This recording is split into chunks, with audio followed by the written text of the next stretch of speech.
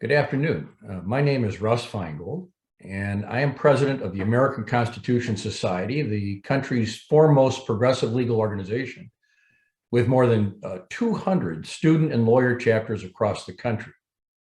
At ACLS, we are celebrating our 20th year of shaping legal debate, nurturing the next generation of lawyers, judges, and advocates, and ensuring that the law is a force to improve the lives of all people.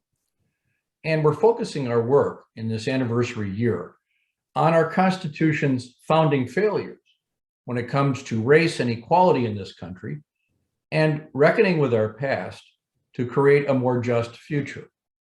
So if you don't already, we encourage you to follow ACS on social media, including on Twitter at ACS Law. You can also find us online at acslaw.org. So there you can join ACS and find out more information about upcoming events and opportunities, including videos of our previous programs, such as our Founding Failures series. Now, 2 weeks ago marked the one-year anniversary of the 2020 election. Despite the unique challenges to voter registration and voting created by the COVID-19 global pandemic, the 2020 election had the highest voter turnout of the 21st century. People turned out in droves, in large part, because Americans were rightfully concerned about the direction and democratic stability of our country after 4 years of the Trump administration. Of course, in the past year, a lot has happened, including an attempt by former President Trump to hold on to power using illegitimate means. But one thing that hasn't changed is the need for meaningful reform to protect our democratic institutions and promote accountability for executive branch transgressions. As lawmakers and advocates continue to debate the best path forward, we are pleased to present today's panel discussion. Foxes and Henhouses, Restoring Oversight and Accountability, a year after the 2020 election, where we will discuss transparency and oversight in the executive branch, including a focus on the roles of the Office of Legal Counsels and Inspectors General. We actually have an incredible panel of experts with us today. So to get this conversation started, I'm going to turn it over in a minute to today's moderator, Josh Gerstein. Josh is a senior legal affairs reporter at Politico, where he covers the intersection of law and politics and does extensive reporting on the Department of Justice and its legal controversies. Prior to joining Politico, Josh was a White House correspondent for ABC News and worked at CNN. Josh has an extensive interest in transparency and open government and is the author of a 1991 Massachusetts law requiring college and university police departments to keep a public log of arrests and reported crimes. We are very glad he's with us today. And Josh, you can take it from here. Thanks so much. Thanks, Senator Feingold. Appreciate the introduction. I'm Josh Gerstein. I'm senior legal affairs reporter at Politico, and we have a pretty exciting panel, I think, today to talk about some of these issues of oversight, inspectors general, the Office of Legal Counsel, at what I think is kind of an interesting moment for this particular reform effort. It's something that there was a lot of discussion about, certainly during the Trump era, but due to a variety of constraints, you might say, and other crises and just the political balance of power, there wasn't really an opportunity, even theoretically, for much traction here. But maybe there is now, and that's one of the subjects we'll talk to our four great panelists about in this discussion that we're about to have. Before we get started, I should mention that we are going to take questions towards the end of the discussion. And if you click on the Q&A button on your screen, you should have an opportunity to be able to type in a question. And when we turn to that segment of the discussion, we'll be able to take hopefully some of those questions from people in the audience. So let's get right into it, and let's introduce the four panelists who are joining us today. First, we have Liza Goateen, who's the director of the Brennan Center's Brennan Center for Justice's Liberty and National Security Program. She's also a senior practitioner fellow at the University of Chicago Center for Effective Government. Now, Liza's been working on a lot of these transparency and executive power issues, I think, for a long, long time, at this point. She's particularly interested in presidential emergency powers, like some of our other panelists, has also worked on the complicated issues around government surveillance and government secrecy. Earlier in her career, I guess this is almost like a family discussion at this point, since she served as a counsel to Senator Feingold, and she also worked for a time at the Department of Justice. Also on our panel today, we have Jamil Jaffer, who is currently the executive director of the Knight First Amendment Institute at Columbia, and previously served in a very high position at the American Civil Liberties Union. He has litigated a lot of post 9/11 cases relating to national security and civil liberties, as well as litigation that led to the release of the Bush administration's torture memos, which those of you tuning into this panel probably know were basically Office of Legal Counsel opinions of one kind or another. Also with us today is Annie Owens. She is a senior counsel at the Institute for Constitutional Advocacy and Protection, and she previously served in the Office of Legal Counsel and as a senior counsel to Senator Dianne Feinstein of California. And then rounding out the panel, we have Andy Wright, and he's currently a partner at K&L Gates, a law firm. He's also a founding editor of one of the major websites covering these sorts of national security issues, Just Security. He previously served as an associate counsel in President Obama's White House counsel's office. And he also has some history working on the Hill, working as a staff director and counsel on the House Oversight and Government Reform Committee. So I think we've got enough people here to have a pretty broad perspective on these issues surrounding both inspectors general and the Office of Legal Counsel. I think what I'd like to do, if possible, is start with you, Liza, if that's okay. And then I wanted to start at sort of a broad kind of mood music question. I think we could jump right in and talk about which subsections of which statute should be reformed and exactly how that would take place. But before we do that, why don't we just talk a little bit about the atmosphere for these kinds of reforms at the moment. I know you've written extensively, not just about like what reforms might theoretically be a good idea, but the sort of, I think you've written some about the ebb and flow of the momentum for these kinds of reforms. It seems pretty obvious that you have certain presidents that exercise or wield a copious amount of executive power, which frequently leads to a backlash. But if you have a situation where the backlash, as I was saying at the outset of this program or alluding to, maybe doesn't result in actual reforms, say as it really, in my view, didn't under President Trump for the most part.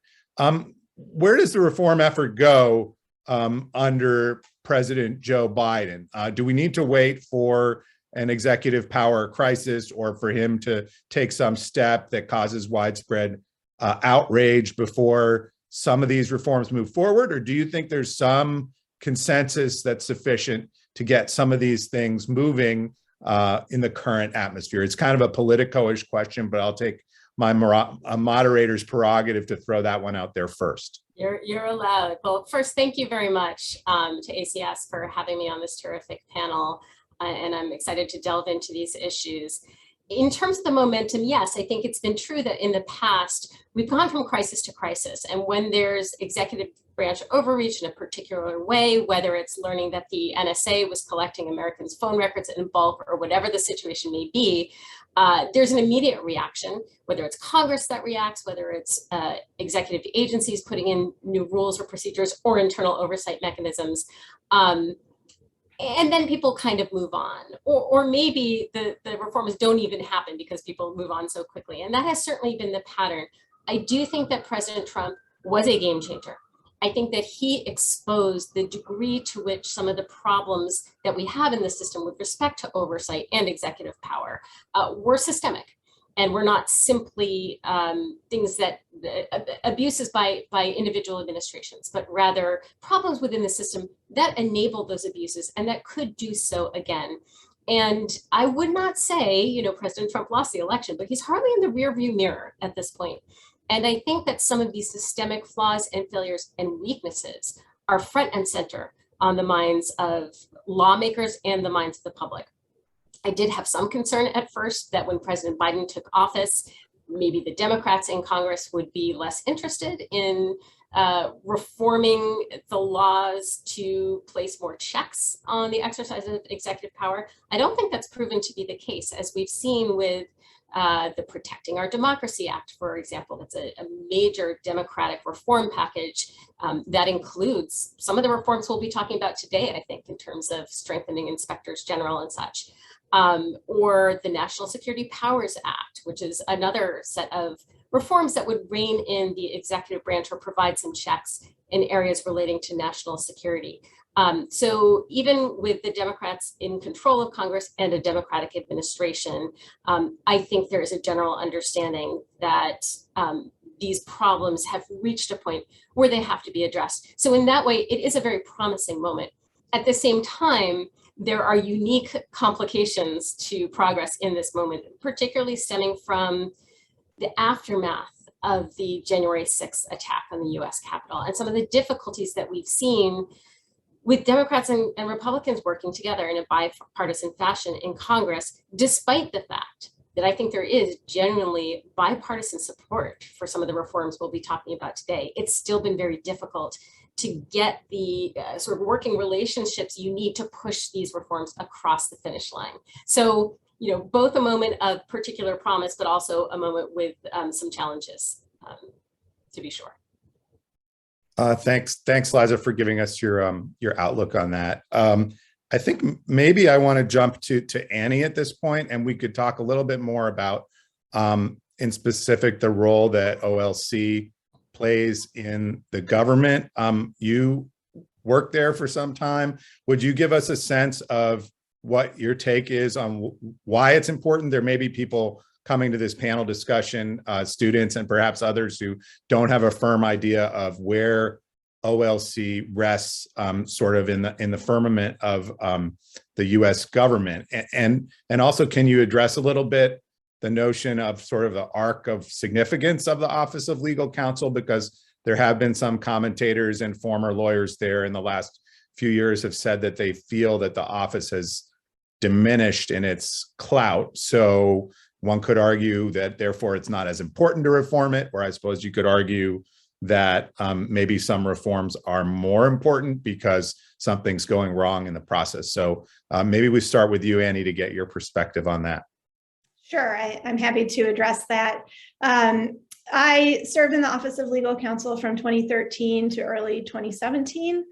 And the Office of Legal Counsel, just to give it sort of a high-level background, is a small office of about, I'd say no more than 20 lawyers, if that, in the Department of Justice, whose mandate is to provide authoritative legal advice on the constitutionality and legality of executive branch actions. So the office often advises the White House and other executive branch agencies on various policies and interpretation of statutes, use of executive power.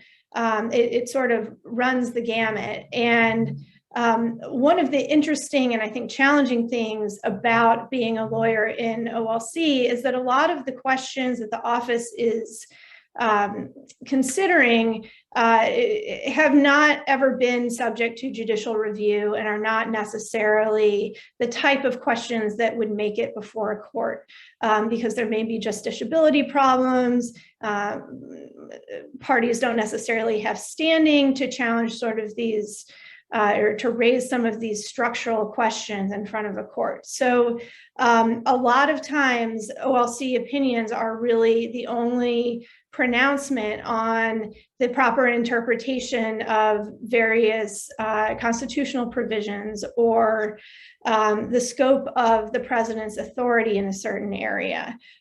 So in a lot of ways, the office has a lot of power in that regard, and is issuing opinions and guidance that are not necessarily subject to judicial challenge. So there's no review on the back end.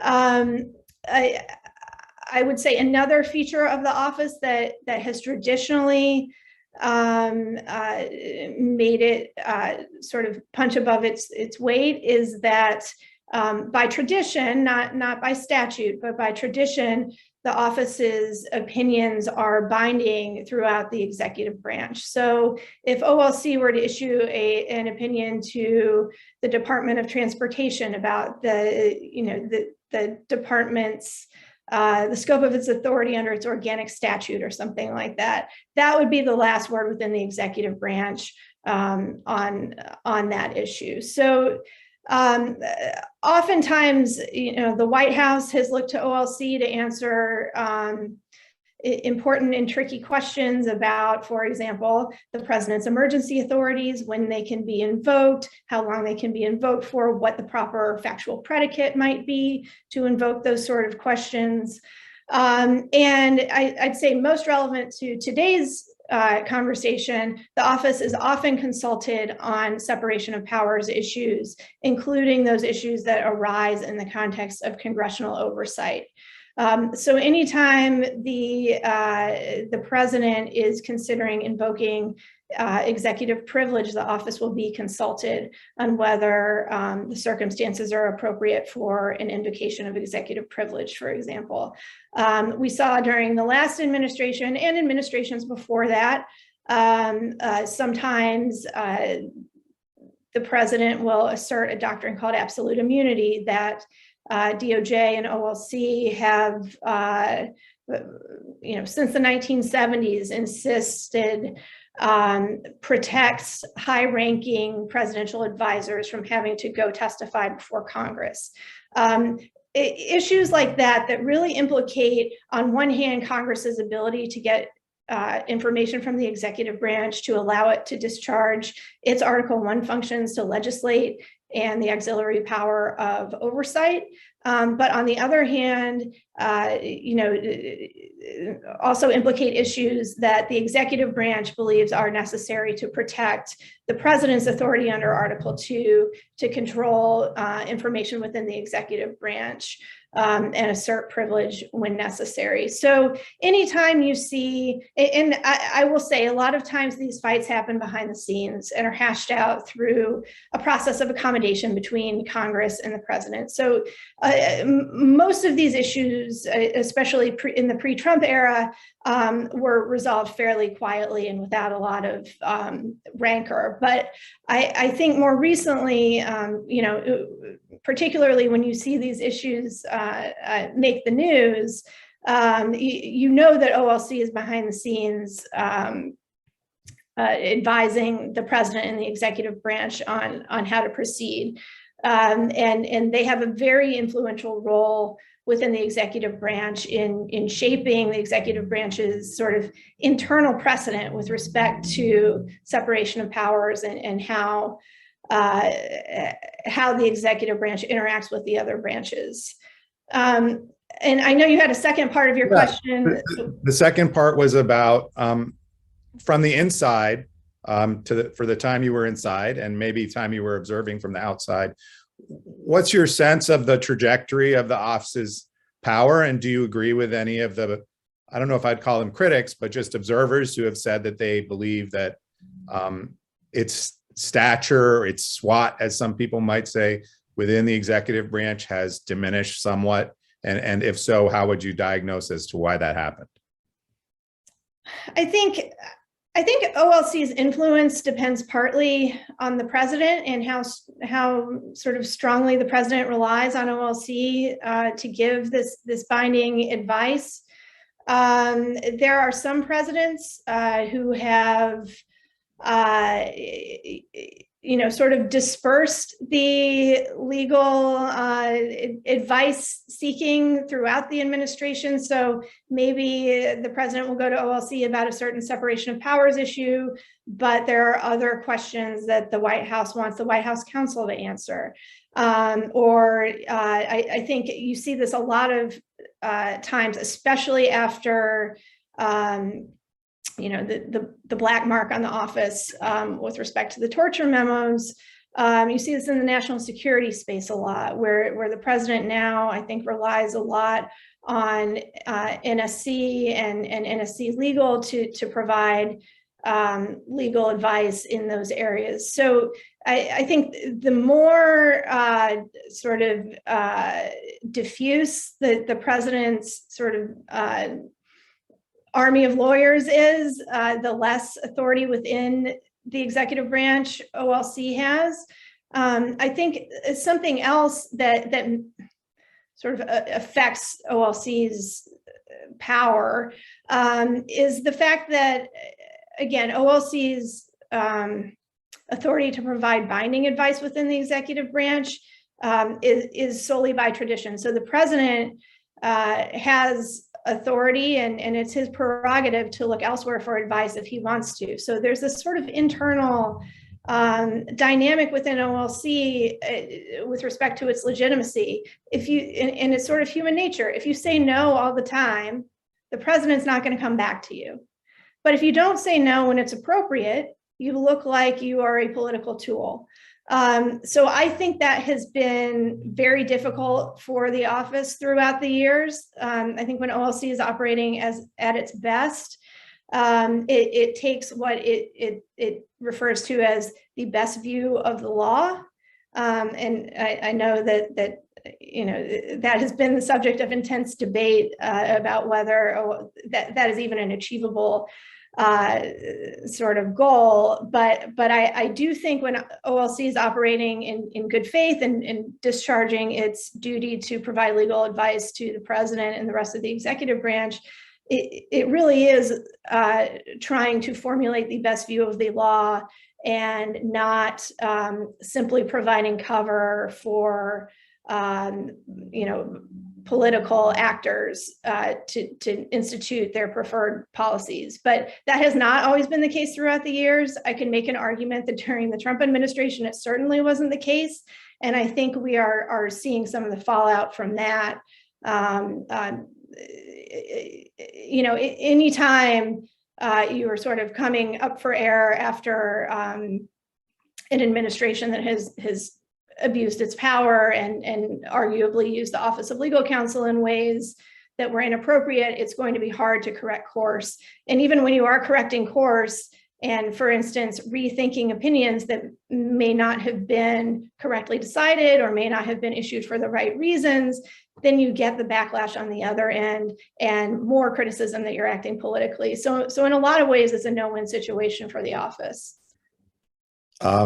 Thanks, Annie. I think that's a good summary or description of the tough spot that OLC is in and what makes it so tricky.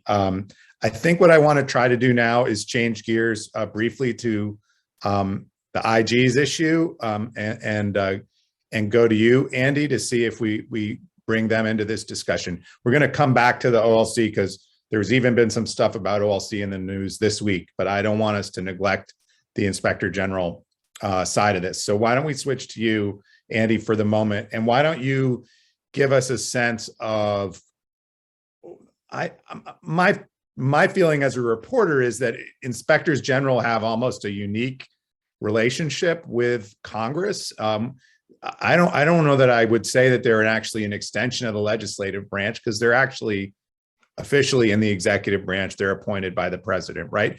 But I can tell you, having covered these types of issues for a decade or a couple decades now, that there's certainly a close relationship between many members of Congress of both parties and inspectors general. There are many on Capitol Hill who view inspectors general, again, I don't want to say as their agents, but certainly as people they expect to be responsive to congressional direction and more responsive than other more typical members of the executive branch. So why don't you give us your perspective on inspectors general? What do you think we've seen gone wrong? I don't want to get too deep into the facts about firing of specific inspectors general, but is that the main issue where you think there's proposals for reform that might be sensible, or are there other suggestions? Why don't you just sort of give us a ballpark view of the inspectors general, and particularly how they relate to this balance of power between the executive and Congress? Thanks so much, Josh, and thanks to ACS and the rest of the panelists in the audience. Happy to be here. You asked, you really pinpointed, I think, one of the central tensions for inspectors general, which is they have a statutory mandate to assist Congress with its oversight function and look at waste, fraud, and abuse in the agencies. But on the org chart under the Constitution, they're situated in the executive branch. And so that creates all sorts of complications for them in executing their mandate. They're a critical element of our overall accountability scheme, and it's important to have someone who is located in the executive branch who has the potential to understands how the agency works, has presumably better access to documents and people than a congressional committee would or a GAO would, and other elements of the accountability community. So they're a critical element, but because they're in the executive branch, there are issues, I think first and foremost, which you identified, which is removal and appointment power. So who are the people that are the IGs, and how does that process of appointment create the atmosphere in which they might assist congressional oversight and root out waste, fraud, and abuse. And so that's a big challenge because they're appointed under the statute by the president and confirmed by the Senate. So you have that sort of classic nominations dance where Congress tries to, the Senate tries to use the confirmation process after a nomination to test the independence of an inspector general, similar to the way they might do with an FBI director, where we expect that the mandate and portfolio of their work to be fairly independent, have some professional distance, and do their job, even if it's uncomfortable at times for the agency in which they're situated. But at the end of the day, they are over in a building where they have a chain of command, technically, and that goes up to the agency head and could be removed by the president under the current law. And so there's a real concern there about, say if an IG steps down or is removed, who is going to replace that person? Is that going to be someone who's just a political appointee in another department, or is that going to be someone who's part of the professional culture of the inspector general community, has been there for a long time, is maybe a member of the senior executive service, and is the person who then is eligible to try and maintain some sort of balance? Or should we have a completely different appointing authority? Should we have, the Council of Inspectors General or a federal judge panel or someone else, if they fit into the constitutional scheme in an appropriate way, be the one who actually appoints people in the case of vacancies when we have inspectors general leave? So those are big tension points. I think, so one big area of reform is appointment and removal. I think another area is some other sort of independence issues like budgets, access to agency records. There have been a number of disputes where inspectors general have not gotten full access to the agency records within the scope of one of their inquiries. That's a real problem.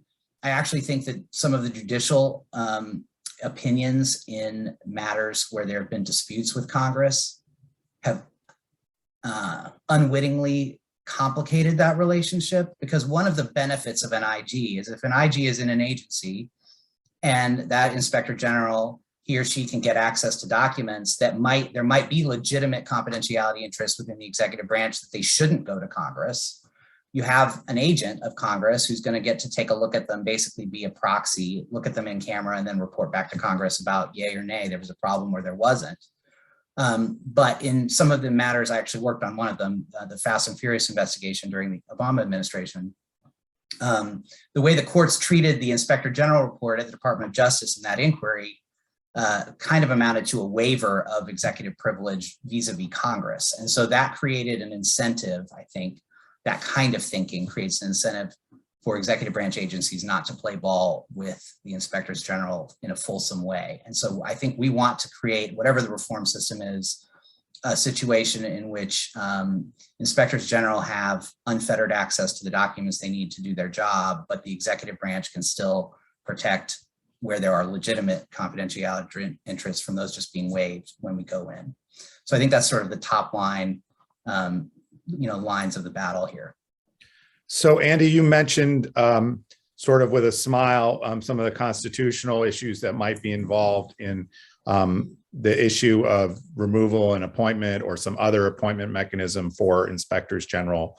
I think this sort of came to a head a bit last year, or sort of the issue was highlighted because Trump dismissed 5 inspectors general over the course of a few weeks. I don't remember the exact timing. I think a couple of them were Senate appointed and a couple were like holdover acting officials.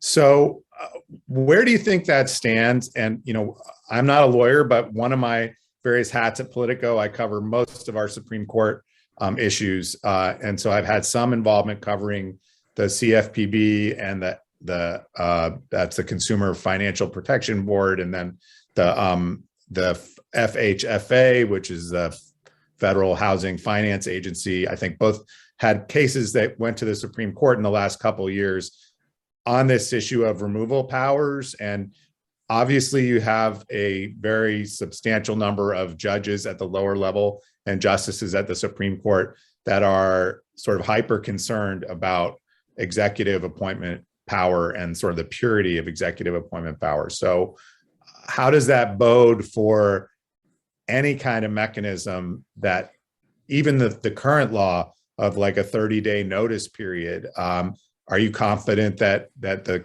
current Supreme Court would uphold even a very minor kind of imposition on presidential power such as that? Because I mean, there are some reforms that perhaps we don't really need to discuss if they're completely impractical.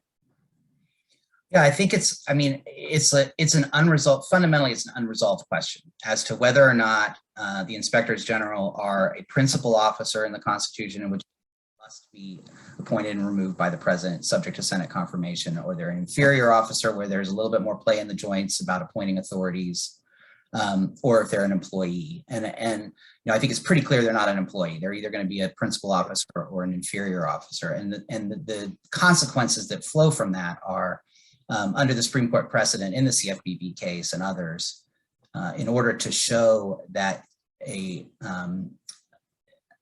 official is not a principal officer, they have to be able to demonstrate that they have that they are directed and, I'm just going to use language here, directed and supervised by the agency head. And so here's a reform that's designed to protect independence, right? In order to convince the Supreme Court that position is, qualifies to have a removal for cause provision.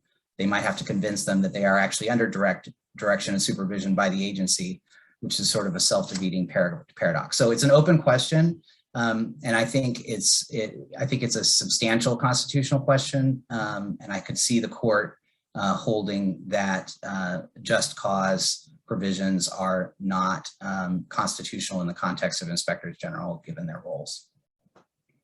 Could I jump in on that just quickly, Josh? Sure. Which is just to say that before the decisions of last year and this year, in those cases you mentioned, there have been other Supreme Court decisions in which limitations that were placed on the president's removal authority were upheld. And so the question is, does the Inspector General situation, and the Supreme Court in the last couple of years did not purport to overrule those decisions. So the question is, do inspectors general look more like the situations in that precedent, or do they look more like the situations in the precedent from the last couple of years? And certainly inspectors general are distinguishable in very important ways from the cases we saw in the last couple of years, not least of which they are not an independent agency. So that's quite relevant. And also in both of those other cases, the last couple of years, the official in question exercised significant executive authority, which is defined in a certain way that doesn't generally encompass investigative powers. So there are certainly ways in which you could distinguish inspectors general from the last couple of years, but I certainly would not purport to predict what the Supreme Court will do if this issue comes before it. Right. Yeah, and just jumping back in, I would say I agree with that analysis, and I would say it's the policy is clear in favor of having a just cause, some type of protection for inspectors general. It's the question is whether the Constitution can absorb that policy preference, and that's still an open question. Right. I think the issue is sort of as with the main opinion on the independent counsel law, which is not the inspector general, but Andy, you were alluding to maybe there'd be some hybrid mechanism and some panel or judges could appoint these people. That obviously gets into the territory of Morrison versus Olson, which is As Liza might point out, it's technically still good law, except that it's ridiculed at just about every legal conference that I go to, and seems to be held in disrespect at this point by most of the Supreme Court. So how good law it is, I think we got to wait and see. I guess the main question here is whether the next case Supreme Court gets on these issues ends up being an inspector general, and maybe not. It'll be something else before the inspectors general get in the queue. So let's just jump to Jamil now. Hi, Jamil. I'm sorry to have left you out up till this point as we tick through the other all right. I learned a lot. So let's go back to the OLC issue, because I think that's the main one that you've indicated interest in discussing. And I know that you've worked on this issue of OLC and transparency. And I've covered some of these cases in court that you and others have had on the issue of access to OLC opinions. Why don't you just tell us how, why you think that is why you think it's a good thing, or why it amounts to a reform of OLC. And I think some people would say, this may have been implicit in some of the things Annie alluded to earlier, that maybe the problem is too much transparency. If the idea is that OLC flip-flopped on an issue and that's all sitting out there for everybody to see, it does prompt people to say, well, it's not legal opinions, these are political opinions generated by lawyers. And it often does lead to the office being criticized. Obviously, I'm playing a bit as a journalist of a devil's advocate here to advocate for secrecy, but what is, you think, the salutary benefit of putting many or all OLC opinions into the public domain? Sure. Yeah. So I mean, first, let me just say thanks to ACS and to Russ and Deborah for inviting me. And I really did learn a lot from listening to the other panelists. So I think Annie did a great job of explaining why OLC's opinions are so significant and really kind of uniquely significant. They do have, OLC does have this unique role within the executive branch, because so many of the opinions, so many of the issues that OLC addresses don't end up in court, and in some cases can't really end up in court because there's no single individual who could point to an injury that would give them standing to sue. OLC's opinions often end up being the final word on the meaning of statutory law or even the Constitution. And so the opinions are really significant, but the regime that we have right now is one in which the only OLC opinions the public has access to are the ones that the executive branch wants the public to have access to. And I think that that's a problem for multiple reasons. One is that what it means for OLC lawyers is that their only audience, or at the very least, almost certainly the only audience they have to worry about is the executive branch itself. And I think that creates a kind of pressure to, or at least insulates OLC from pressure it might otherwise feel to be accountable to the public more generally. I think that there's a kind of tendency towards the extreme in OLC opinions, especially in national security, where there are all kinds of pressures that are brought to bear on the executive branch to take extreme positions, and then the OLC is put in the position of having to okay those policy proposals. And I think that part of what we saw with the torture memos, and I would say this is true even with respect to the drone memos under the Obama administration, we saw OLC taking positions that it might not have taken had the OLC lawyers had the public in mind as an audience rather than the executive. Now, that's maybe a matter of degree, because OLC opinions do become public sometimes, and so I'm sure that in the back of an OLC lawyer's mind, there is, the possibility that the memo will become public. But still, OLC national security opinions are to a large extent insulated from public scrutiny, and I think that has an effect on the positions that OLC takes. So that's one problem. A second problem is that it disables Congress from playing its role, its oversight role. We saw this on both of the issues I already mentioned, targeted killing as well as interrogation policy, but also all sorts of other national security issues, surveillance as well. where Congress is effectively kept out of the loop on the executive branch's interpretation of the law, and as a result, Congress can't play the role that the Constitution assigns to it. And then more broadly, I think that there's a real cost to public debate and to self-government. At some level, these policies, these national security policies, their legitimacy turns on public consent. And everybody understands that the public is not going to be able to have access to every detail about every national security policy or practice. That there's some things that have to be kept secret. But when you're talking about interpretations of the law, does the government have the power to engage in this kind of surveillance broadly, or does the government have the power to carry out a targeted killing of an American citizen, or under what circumstances can the government take that action? Those kinds of questions are questions that the public, I think in a democracy has to be able to engage with. And if the public doesn't have access to OLC memos on those topics, it can't engage with those questions. So I see all of that as a real problem. That the transparency we have is really a matter of executive grace. Josh, you mentioned that there are arguments on the other side. There absolutely are arguments on the other side, and some of them are good ones. Not all of them are good ones. So one of the arguments that is sometimes made is that this is attorney-client information, that the OLC is effectively providing legal advice to agencies. And what we are asking for when we ask for OLC transparency is the disclosure of privileged information. And I do think that there may be circumstances in which OLC plays that role with respect to agencies, but in most circumstances, OLC is not playing that role. And if you look at their best practices memo, so this is a memo that has been updated a number of times. Annie and others will remember the details better than I do, but it's a memo that effectively sets out the best practices for the office. And in that memo, the OLC says, ultimately, we, OLC, will decide when and whether OLC memos are made public.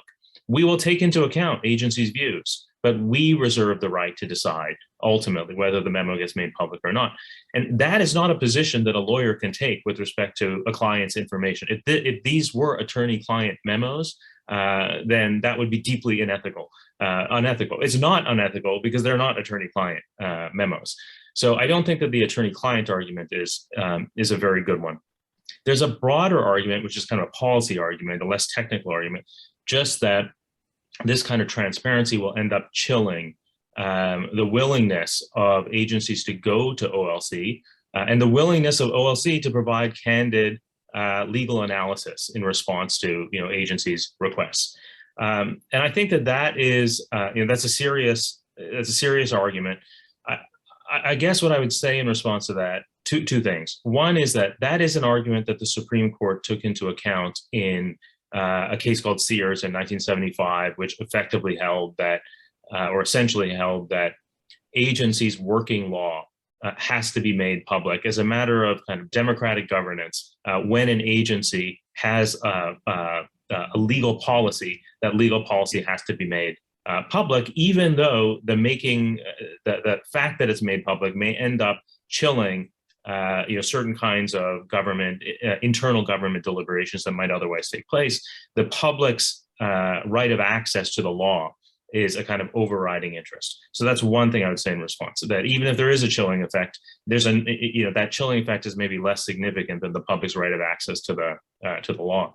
The other thing I'd say is that it might have been a nice thing if some of these OLC lawyers had been a little bit more chilled when they wrote the memos that they did, right? I think that part of the problem in the Bush administration was that not only that was this stuff kept within the executive branch, but even within OLC, it was very tightly controlled, right? The memos that John Yoo wrote, I don't remember the precise details, but those memos I think were shared with the vice president's office long before they were shared with other people within OLC. Even John Yoo's direct supervisor didn't see the memo until after the vice president had seen it.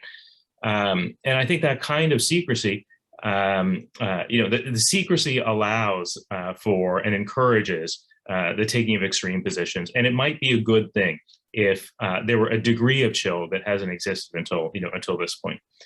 I think maybe I'll just say one last thing, Josh, which is that there are different ways we could address that. If you agree with me that this is a problem, there are different ways that collectively we could address it. One possibility, which in some ways to me would be the most satisfying, although I think it's the least likely to happen, is that the courts could read the First Amendment to guarantee a public right of access to at least certain kinds of OLC memos. And there is a body of First Amendment law which guarantees a public right of access to certain kinds of judicial documents and quasi-judicial documents. And in my view, OLC does sometimes play a quasi-judicial role, for example, resolving disputes between agencies. And at least with respect to those opinions, maybe there's a First Amendment right of access. I think that is, unlikely to happen soon. As far as I know, there are no cases in the courts asserting a First Amendment right of access to OLC opinions right now.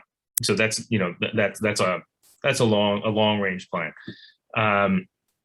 Another possibility is the courts could interpret FOIA differently. So FOIA actually has provisions already that require agencies to disclose their working law, but OLC has interpreted FOIA not to cover its final memos on two grounds. One is OLC says those memos are attorney-client, reflect attorney-client advice, and the other is that the memos are deliberative in nature.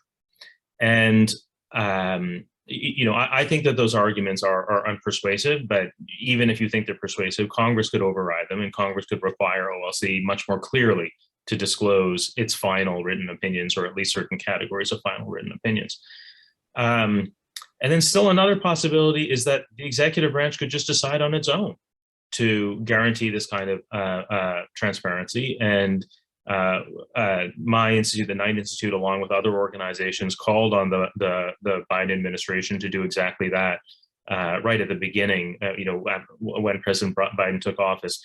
Obviously, thus far, that hasn't happened, but it's still, it's still something that the Biden administration could do, is guarantee that final opinions of the OLC will be made public, except to the extent that they need to be withheld on national security grounds and can be justified, and the withholding can be justified on national security grounds. So in other words, they wouldn't be withheld on the grounds that they're deliberative or attorney-client material. They could be withheld in some instances on national security grounds. And I think ACS, I don't know what the status is of this white paper that Annie, you and I and others worked on, the status within, what the significance of it is to ACS institutionally, but that white paper does call on the administration, the executive branch, to disclose OLC opinions, final OLC opinions as a matter of course, and also to disclose an index of opinions, including the ones that are withheld. So at the very least, we know what is being withheld from us, because right now we have we really have no idea. Sometimes, Josh, you and other journalists get hold of, some piece of information that clues the rest of us in that there is an OLC memo on a particular topic, but very often I think we just don't know. And requiring OLC to release an index of memos would address that issue. And let me ask, I'm going to take the moderator's prerogative again to ask about another political type question. Since Jamil, you've worked on these issues for some time as well. It was really my sense when the Obama administration came into office that there was an element to them coming into office that they felt involved a mandate of responding to some of the excesses of the Bush era, in the era of national security, of the post 9/11 era, if you don't want to lay it all at the foot of the Bush administration, which is probably a little bit unfair. Does that atmosphere exist today in the post-Trump era? I mean, I don't detect personally Obama officials feeling that Biden officials feeling that they have a mandate to either overhaul national security policy in this area or institute transparency. When you have any interaction with those folks, do you get a sense that this is part of their mission or not? Well, I don't know what you mean by, a mandate. I guess what I would say is, I think that there was a broad recognition by people within and is within the Biden administration that the checks and balances that exist in our system, especially around executive power, turn out to be less robust than maybe some of us thought that they were, and maybe some of those checks and balances are more necessary than some of us once thought they were. And I don't see this as a kind of address the Trump abuses issue. I see it as kind of transcending administrations. It was an issue. These kinds of protections would have been a good thing to have during the Bush administration. They would also have been a good thing to have during the Obama administration. Who knows who the next president is? It doesn't matter. I think that we need these kinds of protections to make our democracy work, whoever the president is. And I think it's better it seems unlikely to me that we're going to get broad reform on any of the issues we've talked about today if the only people we can convince that these reforms are necessary are Democrats. We need to be able to convince at least some subset of Republicans that these reforms are necessary. And I genuinely do think that they're necessary, whoever the president is. Whoever the president is, the public should have access to the executive branch's interpretation of the law. That's just a basic proposition that should be attractive to anybody who cares about kind of self-government and democracy. Annie, I wanted to ask you just to respond to Jamil's points. I mean, I think he made a number of the counter arguments that I've heard in court and elsewhere. You might have some other thoughts, either counter arguments or supportive views from having been in OLC. And I would throw in one other counter argument I've heard put forward, which is if you put so much focus on publicity around final OLC memos, what you cause is a lot more informal OLC advice, either in the form of actual draft opinions or emailed advice or telephone advice that's never put into any formal written form, that the overall product out of OLC that might come out in a century would seem to diminish because people are just stop recording things.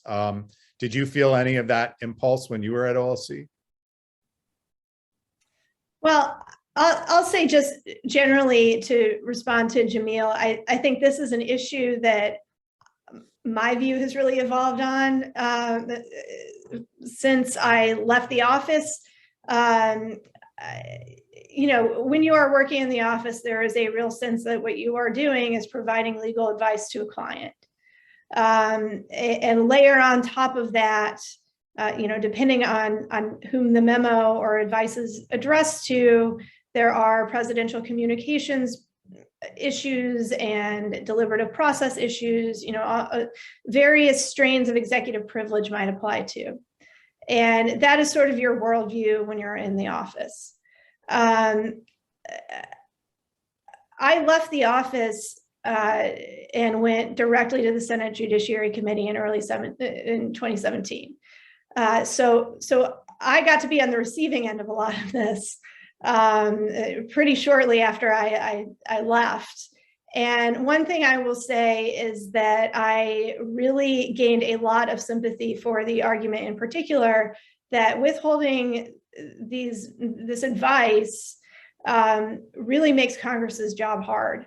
Because you might not even know there's a problem to begin with, or you might not know that the executive branch is taking a position regarding the proper interpretation of a particular statute that isn't at all what Congress intended, and that is making things worse and not better. So a lot of times you're really operating in the dark around the margins. One other issue where this came up repeatedly and that I found extremely upsetting was with respect to nominations. In the early Trump administration, we saw a revolving door of characters from the George W. Bush administration, sort of torture memo era OLC, come through and be nominated to positions of trust. And in some cases, lifetime appointments on Article III courts. And in my view, it is well within the Senate's advice and consent authority to probe what they did the last time they held a position of trust. And it's not just about, the curiosity about what types of issues they worked on, or wondering what type of advice they gave.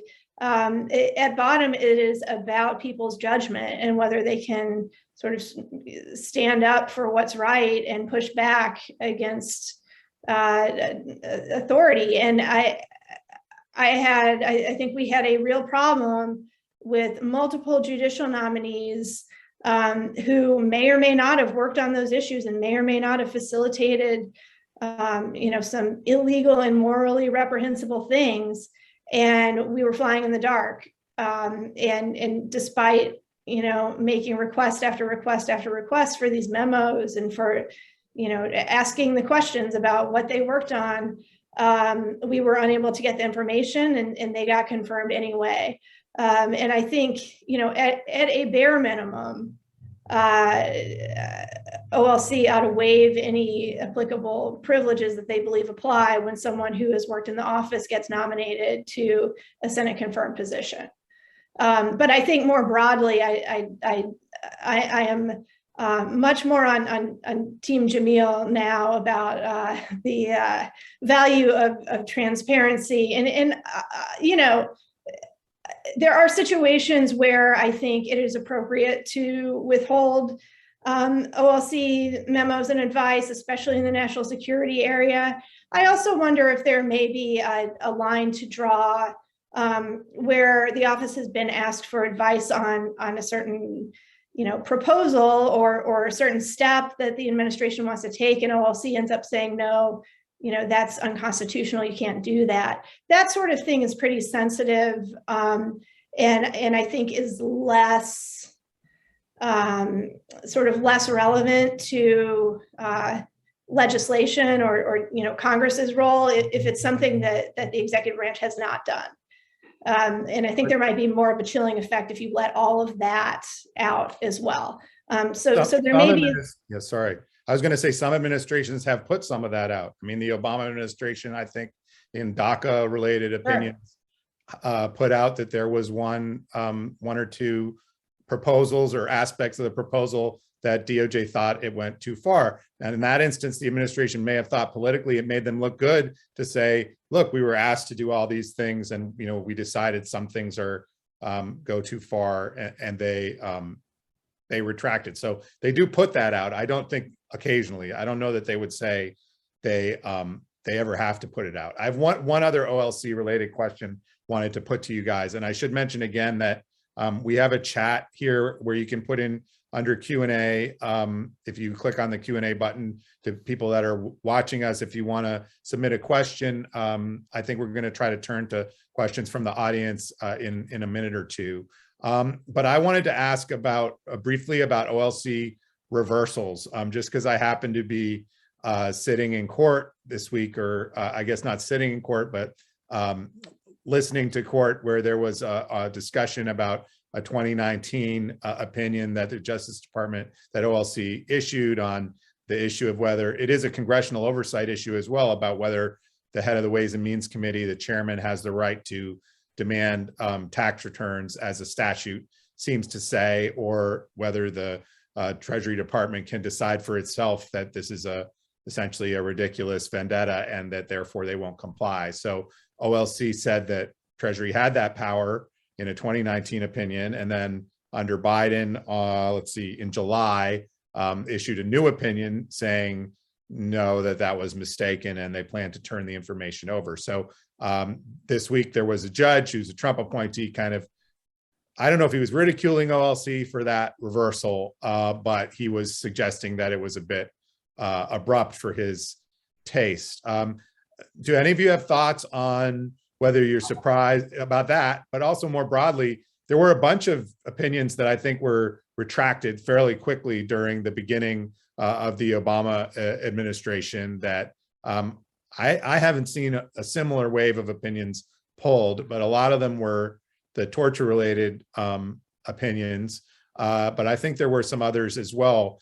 Are people surprised, not surprised, expecting we'll see more explicit withdrawals? I mean, it's November. We're almost a quarter of the way into the president's term at this point. Does anybody want to chime in on those two thoughts? Andy, do you want to start out? Yeah, sure. Just really quickly, I would note on the nexus to congressional oversight that tax issue litigation and the OLC opinions being rescinded. There were actually three. I think there was an informal one, then there was another one released during the Trump administration, and then this one in the Biden administration that rescinded the prior guidance. It points to, I think, the biggest legal shift that happened in congressional oversight during the Trump administration, which was moving away from a process of accommodation and compromise to an attack on the legislative purpose of the investigations themselves. And you see that was a real stark change from Bush era communications about legal matters, Obama, Clinton, all the way back. And there were numerous instances in the Trump administration where the line of attack moved up the chain to actually questioning congressional motives and therefore saying the whole thing was illegitimate. And so I think that I'm not surprised at all that the Biden administration tried to dial it back to the original position of prior administrations for the executive branch position. But that said, it obviously created a lot of awkwardness in court anytime the department goes in and has to explain why it's changed a position based on, the political valence having changed after an election. Liza, did you want to weigh in? Yeah, I think you can make too much of that, honestly. It is the system correcting itself in this case, and I think it was also when President Obama withdrew some of the opinions that were issued under the Trump OLC, and courts do that too. Courts, adhere to stare decisis most of the time, the majority of the time. So does OLC. I think in something like 5% of cases, according to one study that I read, OLC has reversed itself. And the handful of times it does that get a lot of attention, but we're not looking at the dozens and dozens of opinions that were issued by the Trump OLC, probably very pro-executive power that the Biden administration is not reversing. So I think you can make a little too much of that. And I think the judge in this case was making too much of it. I also just think it's interesting that up until this point, we haven't heard the word secret law. And that, in my former existence as counsel to Senator Feingold, we held a hearing on secret law back in 2008. And that was really before that term was being used very much. But one of the things we looked at was OLC opinions. And the thing about OLC opinions is that to the extent that courts are not weighing in on these issues, they are the final word in terms of the legal interpretation. And that legal interpretation is itself part of the law, just the way a court's legal interpretation of a statute becomes part of the common law that reflects the meaning of the statute. So we really are talking about a body of secret law. And when you talk about what are the pros and what are the cons, when you think of it in those terms, it becomes apparent pretty quickly that you need to have at least a default of transparency, because secret law is not how a democracy works. It prevents people from having a say in the laws that govern them. It prevents the rule of law from being upheld by people. If the government is violating legal limits that are themselves secret, it can't be held accountable for those violations. Or if the legal interpretations themselves violate the Constitution or violate a statute, that can't be vindicated if it's all in secret. And secret law is bad law. When you make law with small groups of people in an echo chamber and it never sees the light of day and it never gets tested in any sort of adversarial way, you tend to come to the wrong conclusions. And we saw that very much so with the torture memo, with the warrantless wiretapping memo, and others like that. So at the time, Senator Feingold introduced, I think, what was the first bill to require some transparency, require disclosure of certain OLC opinions to Congress when OLC decided that it was not bound, but that the executive branch was not bound by a law that Congress had passed. I think it was the OLC Reporting Act of 2008. And currently there is legislation.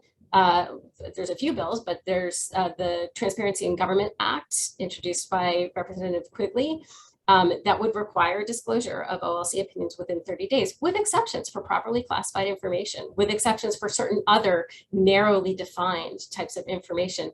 If you wanted to throw in there opinions that said that the executive branch couldn't legally do something, and then the executive branch didn't actually do that, if you wanted to make that an exception, personally, I don't think that would be the end of the world. But it establishes a very strong default, and also would require an index of all opinions that such as what Jamil was talking about.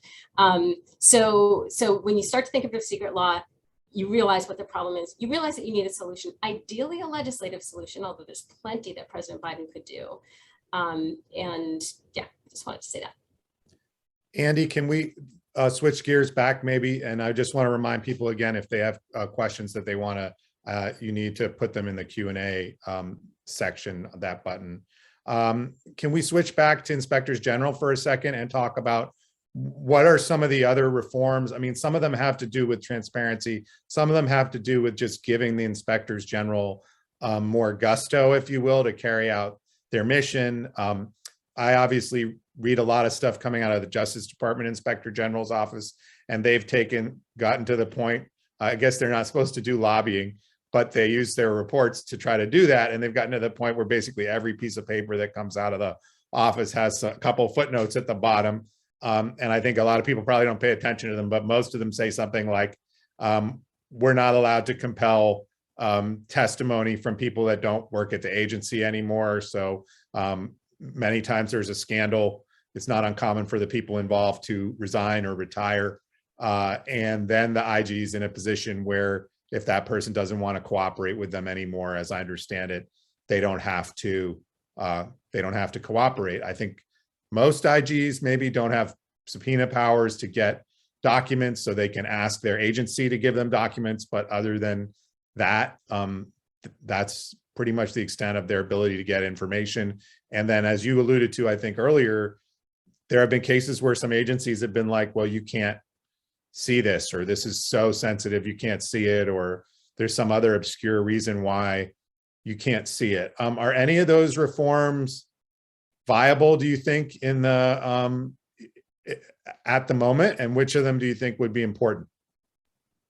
Yeah, I think, so you pointed, that was most of the litany. Definitely subpoena power, for agencies that don't have it. Some, that's not consistent all the way across the government, but, IG offices that have an investigative mandate ought to be able to call people and call documents and use subpoena power.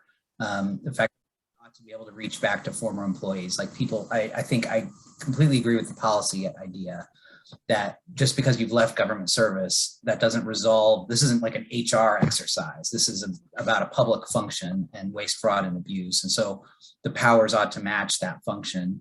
And I think that's important. Going back to that HR point, there's one specific to DOJ, which relates to the jurisdiction of the Inspector General to be able to reach lawyers, because the department is a lawyer culture.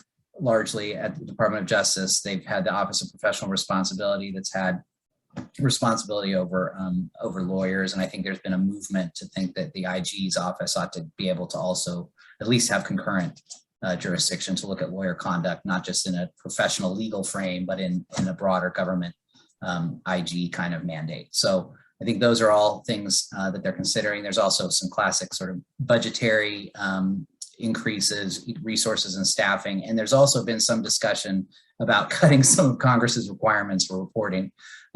Congress can be pretty onerous with the reporting cadence and the volume that's required. And they'd like to maybe free up some bandwidth for these offices to focus on their mandate a little bit more directly. Okay, we've got a few questions that seem to have come in the last couple minutes. So let me try to throw some of them out for the panel. The first one I see here is from Apratim. I'm going to mangle the name, Apratim Vidyarthi. And it says, do you think cases going to the court, I assume that means the Supreme Court, regarding access to FISA courts and state secrets law will further enable the government to keep OLC and other opinions secret? I guess the question is whether there's any meaningful check on OLC keeping its opinions secret right now. And I think that the FISA case was rejected a couple weeks ago. Or there are two FISA cases there. Yeah. One that the court heard argument on already, and the other one was our case with the ACLU, was a right of access case for vice court opinions, and that one the court denied cert on. I mean, I guess I don't see any necessary connection between those cases and the OLC case. I mean, they all involve national security secrecy, or at least in part national security secrecy. But the authorities that the government is relying on in those other cases are different from the ones that the government relies on to keep OLC memos secret. So I'm not sure there's going to be a direct connection. Okay. Does anybody else want to chime in on that, or we could move on to another? Josh, can I say one thing in response to something that you asked earlier? I'll be quick. We were talking about time delayed release, the possibility of, even if something can't be released right now, maybe it can be released later. And I actually think that kind of thing would be really important. We have this litigation. Some of my colleagues have been taking advantage of this 2016 legislation that says that OLC can't rely on the deliberative process privilege for memos that are more than 25 years old. And so we sued for access to all OLC memos that are over 25 years old. And we've got 5,000 memos released as a result of that litigation. And, I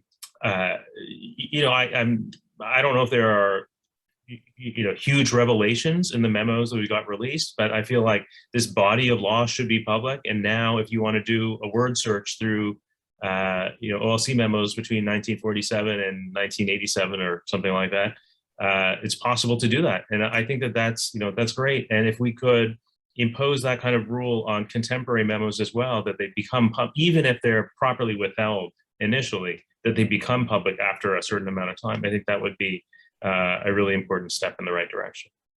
So the change you're talking about, Jamil, I think that came from a FOIA reform legislation, very modest FOIA reform bill that was passed that said that, like you said, the deliberative process goes away at a certain time. Do we even know definitively, though, speaking of transparency, which of those memos that you have that are more than 25 years old are currently, quote unquote, in force and which have been repudiated? I guess that's part of my question when I say, like, well, what hasn't the Biden administration overruled? I don't even know if we know. I mean, that's part of, I think, a very basic problem. I mean, the ones that have been released presumably were released with an eye to them being thought of as definitive. Do we even know if those have been, maybe they've been retracted and nobody told us? Maybe. Annie will be able to speak to this better than me, but my understanding is that it's actually extremely rare for OLC to actually, formally rescind or withdraw, whatever the right word is, a memo. And, more often, just as the case with, judicial law, what happens is that memos get narrowed over time through, interpretations in subsequent memos. But the Obama administration's decision to rescind that small number of memos relating to the torture program, my impression is that was a very unusual thing. That is correct. OLC is not generally in the business of, particularly sua sponte, rescinding its memos. The normal process, and I think this is part of the best practices memo, and it is one of the safeguards that the office believes helps helps support its legitimacy, is that OLC is not going to provide advice on an issue unless it is specifically asked the question by a particular agency or the White House. So even if there's an opinion out there that might be wrong, or the current office would decide differently from, an office 30 years ago, OLC isn't necessarily going to comb through its old opinions, pluck that out and say, we're going to rescind this now, we've changed our mind. There's usually a process involved that is kicked off with an agency question and often views from the affected agencies.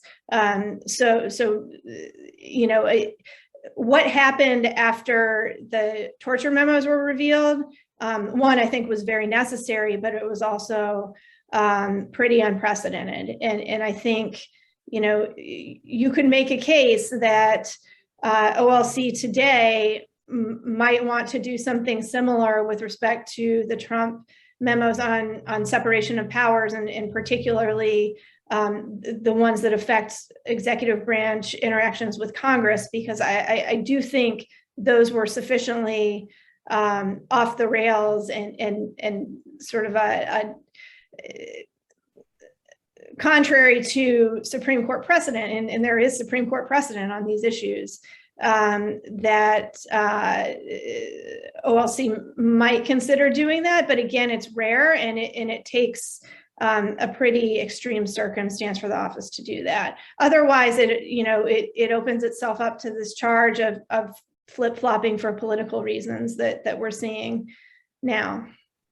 Yeah, I mean, there are also clearly cases, right, where OLC, quote unquote, gets it wrong in the view of the Supreme Court. And sometimes that just is clear. They probably don't have to withdraw the opinion. And I guess I'm thinking at the moment, some of the opinions related to these congressional oversight issues and executive privilege, you mentioned earlier, or someone mentioned earlier, the view of like absolute immunity that many administrations had put forward. I don't know if it's a viable position anymore in light of the rulings that came out during the Trump era. I don't know what the viable position is, but this is one of the things we're going to see in the Steve Bannon prosecution, I think, whether there's still any legs to this absolute immunity argument or whether it's completely dead in the eye of the courts, regardless of what OLC might say or might have said for the last 30 years on the subject. I one other question I wanted to squeeze in from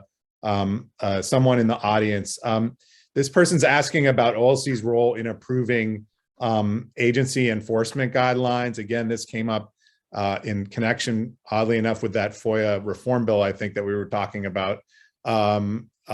This area where some agencies have rules about when they'll step in, say like the DEA or the DOJ may decide we're only going to look at drug cases that involve a certain quantity of drugs. They don't want to announce that. Do any of you know, it's for Annie or anybody who might know, whether OLC ever opines on those questions? Is that another area where folks would think that those sorts of opinions might reasonably be withheld? Otherwise, they lead to sort of bad consequences. I'm not sure the office reviews those sorts of things as a matter of course. If it did, it would be in the context of a specific question from the agency, like is this policy sort of within the scope of the prosecutorial discretion that we have, something like that, but not as a matter of course that I'm aware of. And another question that came in, somebody's asking, there's a question from Dina Goldman asking about what some people refer to as the attempted coup. I guess there were arguably two attempted coups now at the end of the Trump administration, but there was a DOJ related one where you had a effort by an acting official to try to persuade the president to install him as Attorney General. Do any of you have any thoughts about the role OLC played there? It sounds like, I think it was then under the leadership of Steve Engel, he seems to have played a role in dampening that particular effort. But at the same time, you had some very aggressive opinions emerging. And a colleague of mine was pointing out to me last night that one of the opinions came out, I think, on January 8th, which is like right in the midst of this kind of insanity that was going on at the Justice Department of talking about potentially having to fire all the officials there. Do any of you have thoughts on that? And does OLC come out of that looking good, looking bad? Was there some strange road that people were trying to follow to maintain the credibility of the department in that era?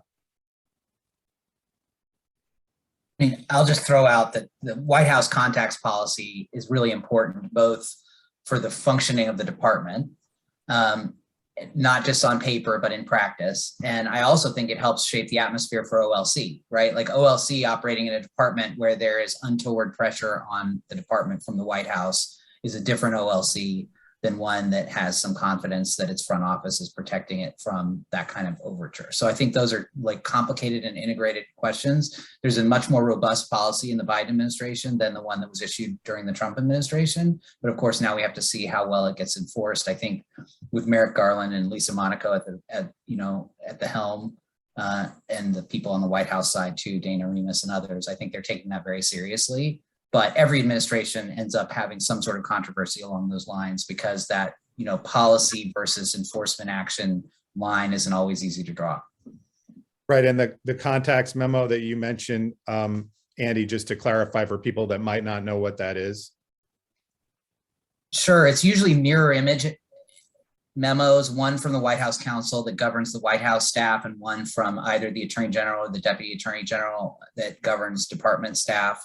About what are the appropriate types of contacts that they can have with White House staff. And so it usually limits the substance. Certain topics are off limits, absent very unique circumstances. And it also creates specifically approved channels for those communications where there's usually a ride along and some supervision from White House counsel's office on one side and usually the DAG's office on the department side to make sure that those communications are monitored and appropriately documented.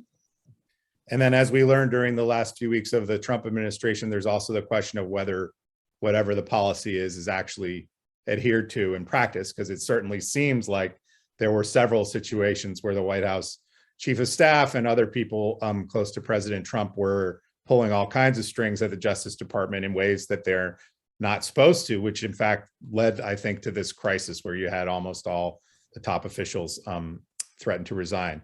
I think it's been a really good discussion about both these prongs of potential reforms for OLC and for the inspectors general, or IGs as we call them in the lingo sometime. I want to thank everybody for joining us, Liza, Jamil, Andy, and Annie both, or all four of you.